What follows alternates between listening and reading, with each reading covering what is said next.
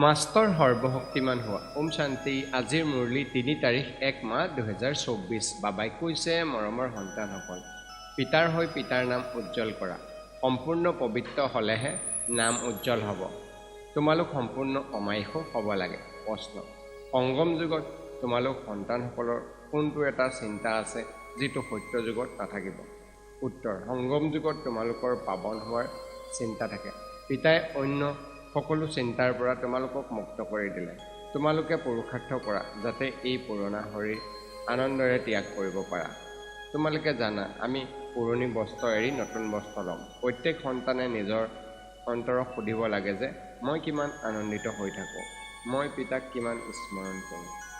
ওম শান্তি। ধাৰণাৰ বাবে মুখ্য সাৰ: ১. নিজে নিজক সোধা যে মই কিমানলৈকে আনন্দিত হৈ থাকোঁ। সৰ্বগুণ সম্পন্ন আছিলোঁ, এতিয়া শ্ৰীমতত পুনৰ হ'ব লাগে। এইটো নিশ্চয় কিমানলৈকে আছে। মই শত্ৰুপ্ৰধান কিমানলৈকে হৈছোঁ। দিনে ৰাতিয়ে শত্ৰুপ্ৰধান অৰ্থাৎ পাৱন হোৱাৰ চিন্তা আছেনে? ২. বেহদৰ পিতাৰ সৈতে বিশ্বৰ সেৱা কৰিব লাগে। বেহদৰ পঢ়িব লাগে আৰু পঢ়াব লাগে। দেহহিত যি বন্ধন আছে সেয়া পিতাৰ স্মৃতিৰে শেষ কৰিব লাগে। বৰদান: মালিকবোধৰ স্মৃতিৰে মন্মনাভৱ স্থিতি গঢ়ি তোলোতা মাষ্টৰ সৰ্বশক্তিমান হোৱা। শ্লোগান: গ্লানি আৰু অশান্তি সহ্য কৰা আৰু সমাহিত কৰা অৰ্থাৎ ৰাজধানী নিশ্চিত কৰা।